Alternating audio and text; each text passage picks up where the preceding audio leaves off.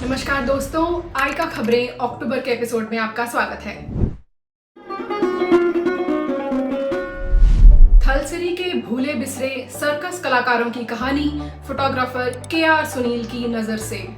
कोडुंगल्लूर के 50 वर्षीय photographer KR. Sunil ने अपनी शानदार photo series Thambu tales from the great Indian circus में केरल के थलसेरी के सर्कस कलाकारों की अनकही कहानी को जीवंत कर दिया है। ये प्रदर्शनी मुंबई के साक्षी गैलरी में चल रही है, जहां दर्शक देख सकते हैं कि कैसे एक शहर थलसेरी, जो कभी भारत के महान सर्कस कलाकारों की जन्मभूमि रहा, अब समय की धूल में कहीं खो गया है।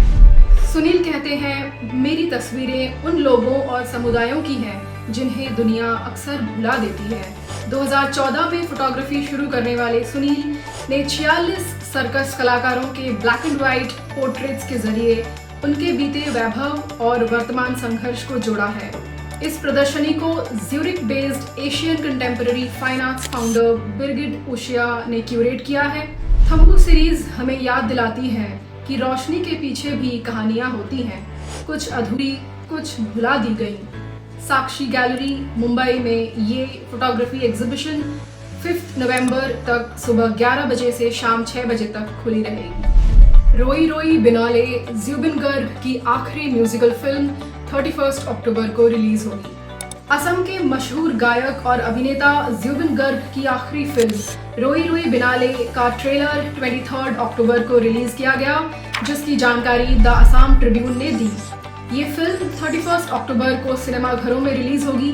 ये रिलीज डेट खुद ज़्यूबिन गर्ग ने चुनी थी। राजेश भुइयां द्वारा निर्देशित ये फिल्म असमिया सिनेमा की पहली ऐसी कमर्शियल फिल्म होगी जिसमें एनामॉर्फिक लेंस का इस्तेमाल किया गया है, जिससे दर्शकों को एक बेहद अलग और सिनेमैटिक अनुभव मिलेगा।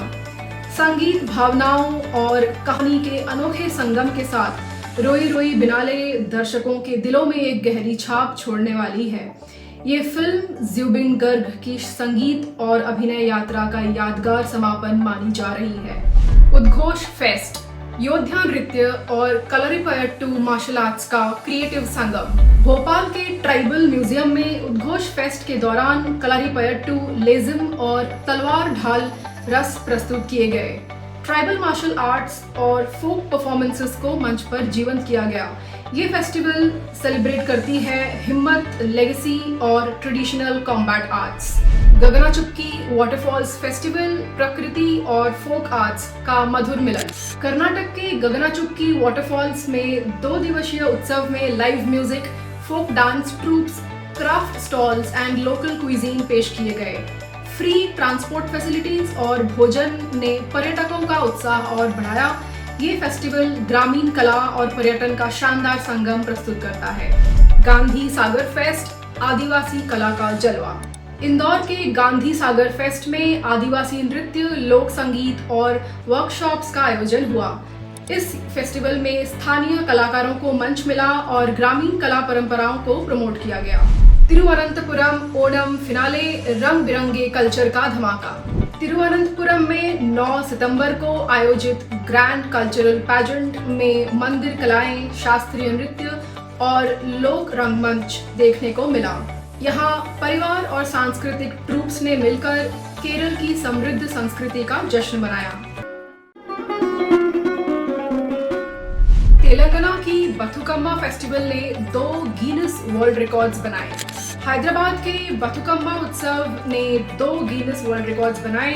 सबसे बड़ा पुष्प बथुकम्मा और 1354 महिलाओं द्वारा सिंक्रोनाइज्ड डांस परफॉर्मेंस। तेलंगाना की बथुकम्मा त्योहार अब सिर्फ राज्य तक सीमित नहीं, बल्कि दुनिया भर में छाने वाली है। मंत्री जुपल्ला कृष्णराव ने बताया कि महिला बाइकर्स, IT प्रोफेशनल्स की प्रतियोगिताएं और स्पेशल टूर पैकेज के जरिए एक लोक उत्सव को ग्लोबल मंच तक पेश किया जाएगा। एयरलाइंस और इन फ्लाइट मैगजीन के माध्यम से भी इसका प्रचार होगा। कोलकाता की साइंटिस्ट सिंगर मेधा बासु का European Indian classical music concert tour. Kolkata की वैज्ञानिक और गायिका मेधा बासु यूरोप में भारतीय शास्त्रीय संगीत को लेके जा रही हैं। इस कॉन्सर्ट टूर में वो साइंस के ऊपर बेस्ड कॉम्पोजिशंस प्रस्तुत करेंगी। उनकी ये यूरोपियन कॉन्सर्ट टूर 5 देशों में होंगी और कल्चरल डिप्लोमेसी को प्रमोट करेगी। गोवा की कला अकेडमी के वेस्टर्न म्यूजिक डिपार्टमेंट का एनुअल कॉन्सर्ट संपन्न हुआ। 1 अक्टूबर को गोवा के कला अकेडमी के वेस्टर्न म्यूजिक डिपार्टमेंट ने अपना एनुअल कार्यक्रम प्रस्तुत किया। लगभग 135 कलाकारों के ऑर्केस्ट्रा ने मोज़ार्ट और अन्य पश्चिमी शास्त्रीय रचनाएं पेश की, जिसमें कोरल और ऑर्केस्ट्रा का संगम था। मूड अपलिफ्ट करने में इंडियन क्लासिकल म्यूजिक का प्रभाव, इस टॉपिक पे नित्या राजेंद्रन का TEDx talk. Famous Indian classical vocalist Nitya Rajendran, जिन्होंने कर्नाटक और हिंदुस्तानी वोकल क्लासिकल में गहन प्रशिक्षण प्राप्त किया है, ने हाल ही में अपनी इंस्पिरेशनल टेडेक्स टॉक में भारतीय शास्त्रीय संगीत की मूड को अपलिफ्ट करने की शक्ति टॉपिक पर बात की। 30 वर्षों के अनुभव के साथ नित्या राजेंद्रन ने बताया कि किस प्रकार संगीत भावनात्मक और आध्यात्मिक संतुलन को प्रभावित करता है। उन्होंने इकोनॉमिक्स में ग्रेजुएशन करी है, कम्युनिकेशंस में मास्टर्स डिग्री होल्ड करी है, साथ ही फोटोग्राफी और मल्टीमीडिया में डिप्लोमा रखती हैं। वो एक ऑल इंडिया रेडियो के एम्पैनल्ड आर्टिस्ट्स में से हैं और लाइफ पॉजिटिव मैगजीन की लेखिका भी हैं। उनकी इस टॉक में 1000 से भी अधिक यंग स्टूडेंट्स ने भाग लिया, जहां संगीत और आध्यात्म के एक गहरे संबंध पर उन्होंने इंस्पिरेशनल विचार रखे। इससे पहले अंतरानंदी, रागिनी शंकर, ईशान घोष और महेश राघवन जैसे कलाकारों ने भी टेडेक्स मंच पर अपने विचार साझा कर चुके हैं, जो ये दर्शाता है कि भारतीय शास्त्रीय संगीत आज भी नई पीढ़ी को प्रेरित करता है। फर्स्ट.वेव एक म्यूजिक कंपनी है और इनकी अंधेरी वेस्ट मुंबई ऑफिस में कुछ जॉब ओपनिंग्स है। सोशल मीडिया स्ट्रैटेजिस्ट और कंटेंट स्ट्रैटेजीज के रोल्स में आप ईमेल करके अप्लाई कर सकते हैं। इसकी डिटेल्स हमने डिस्क्रिप्शन में दे दी है। राज शमानी, जो एक फेमस पॉडकास्टर हैं, वो क्रिएटिव राइटर्स के लिए जॉब ऑफर कर रहे हैं। इस रोल में डिग्री, कॉलेज इम्पोर्टेंट नहीं है, बस आपकी राइटिंग मैजिकल होनी चाहिए। आप किस तरह सोचते हैं, किस तरह तैयारी करते हैं, किसी टॉपिक को किस तरह से क्रिएटिवली आप लिखते हैं, वो इम्पोर्टेंट है। इसकी डिटेल्स की एक लिंक हमने डिस्क्रिप्शन में दे दी है। जॉब अप्लाई करने के लिए एक अलग लिंक है, वो भी डिस्क्रिप्शन में दे दी। एवरलास्टिंग फैब्रिक एक कंपनी है, इसमें कई सारी जॉब ओपनिंग्स हैं जो आपको स्क्रीन में दिख रही है और इनके इंस्टाग्राम हैंडल में जाके आप जॉब्स के लिए अप्लाई कर सकते हैं। ख्याल 50 अबव 50 एक इनिशिएटिव है 50 वर्ष से ज़्यादा की उम्र के इंडियन सिटीजन्स के लिए। इंडिया के कई शहरों में इनके ऑडिशंस चल रहे हैं। आप सिंगिंग, डांसिंग, कुकिंग, स्टिचिंग, किसी भी क्रिएटिव टैलेंट के लिए ऑडिशन दे सकते हैं। बाकी डिटेल्स इनकी फेसबुक पेज में अवेलेबल है। हमने फेसबुक पेज का लिंक डिस्क्रिप्शन में दे दिया है। राइटर्स के लिए एक बहुत अच्छी अपॉर्चुनिटी है। कैश प्राइजेस हैं जो आपको स्क्रीन में दिख रही हैं। इसकी डिटेल्स आपको इनके official Instagram handle India writing project में जाके मिल जाएगी। हम इसका लिंक डिस्क्रिप्शन में दे रहे हैं। भारत ने खोया एक रचनात्मक युग पुरुष, मिले सुर मेरा तुम्हारा के गीतकार पद्मश्री पीयूष पांडे। पद्मश्री अवार्डी पीयूष पांडे, जिनकी रचनात्मकता ने इंडियन एडवर्टाइजिंग की भाषा को ही बदल दिया था, अब हमारे बीच नहीं रहे। अपने वार्मथ, विट और स्टोरी टेलिंग जीनियस के लिए प्रसिद्ध, उन्होंने साधारण मोमेंट्स को टाइमलेस कैंपेन्स में बदल दिया था।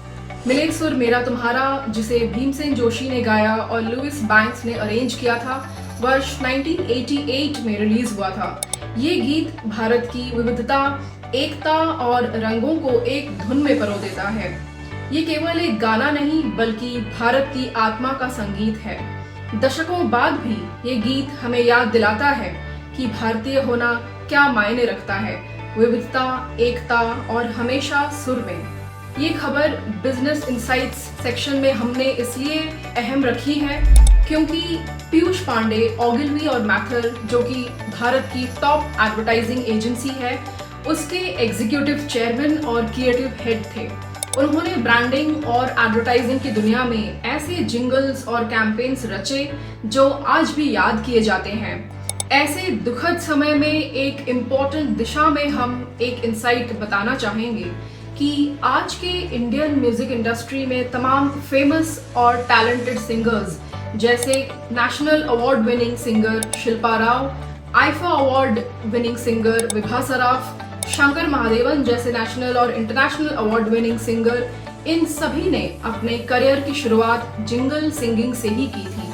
इन सभी सिंगर्स की जर्नी ऐसी एडवर्टाइजिंग एजेंसीज की सिंगल्स गाते हुए ही शुरू हुई। इनके सक्सेस में पीयूष पांडे जैसे एक क्रिएटिव लेजेंड का महत्वपूर्ण योगदान रहा है। उन्होंने हमें याद दिलाया कि ब्रांडिंग और एडवर्टाइजिंग जस्ट सेल्स टैक्टिक्स नहीं है, बल्कि करोड़ों दिलों को छूने के लिए है। पीयूष पांडे की याद में ओगिलबी कंपनी ने अपने शोक संदेश में लिखा, "He was our North Star, the giant on whose shoulders we stood."